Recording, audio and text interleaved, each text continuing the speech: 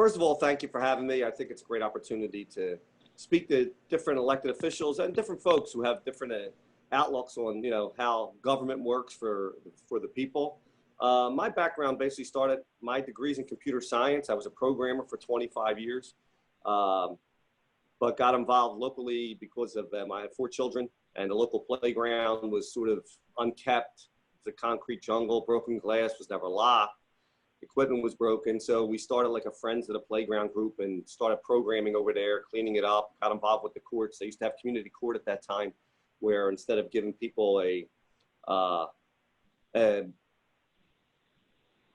charging them with a crime, they would just give them the community service, and therefore allowing them to go back and give back to the community, which I love that program. They unfortunately got rid of it after I was elected. Right before I got elected, they got rid of it, but it was a great program because we used to get the community service kids to come out, and they would clean up the playground or maybe clean up an alley or a lot.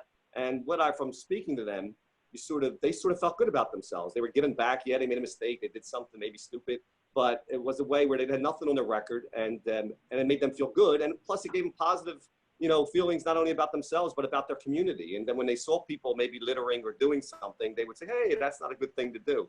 So it was a win-win all the way around. And it's a shame that we still don't have that program, but that sort of got me involved in the politics of it. We wanted to try to redo the playground.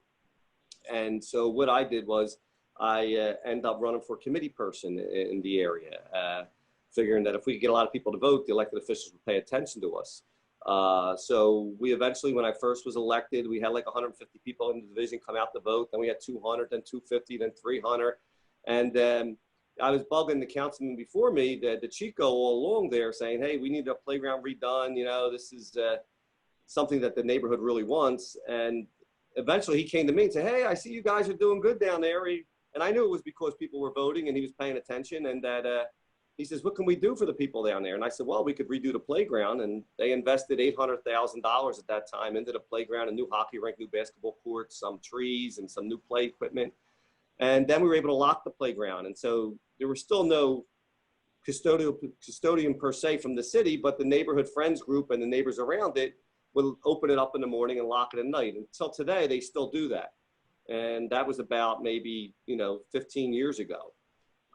So I remember when we first started, people were saying, you'll never be able to lock the playground. The kids won't listen. They'll still go in there and drink and so forth and so on. But, I think if you have a strong community and a strong presence, you can make positive change. And that sort of hooked me into being in politics. I then ran for president of the Civic Association, Whitman Council, became president of that community group. And then when Councilman Chico was, all that time I was still working. I worked at the state for the Department of the Auditor General, doing programs. And so when DeChico was there was people running against him and he was deciding whether he was going to retire or run, I had met with him and saying, which one of these guys would you support if you don't run? And so he actually had said none of them. And so we said, well, who can we support, who can work with us and, do the same things that we have done in the past, continue to do them in the future. And so we started looking for somebody to run that may be good. We asked several different folks who we thought would be good in that position, and nobody really wanted to do it. And I jokingly said, I'll do it if nobody wants to do it. And he goes, if you want to do it, I'll support you. And I really wasn't well known except for my little place in South Philly. But I said, hey, give it a shot, see what happens. And, there was 4 people running, and I end up, working hard enough and getting people out there to vote, and we ended up winning the election. So this is my 3rd term. Still pretty active in understanding that friends groups, friends of playgrounds and community groups are still the key to community activism. I think it's important to hear from the neighbors and what their concerns are. So my goal when I first got in was to get a friends group for every playground in my district. And, we did that for the most part. Some of them are better than others. We still have to strengthen some of them. But that advocacy, it's more work for the council person because they're the eyes and ears, and they're complaining when things are wrong. But the advocacy that comes from the playground actually builds a better and stronger community. And it also, makes people feel ownership in what they have in their neighborhood. So that's basically my background and how I got involved. But my district is, from South Philadelphia, east of Broad, all the way up through Center City.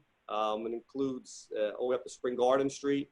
So it includes Chinatown, Northern Liberties, Fishtown, Kensington, Harrogate, Port Richmond areas.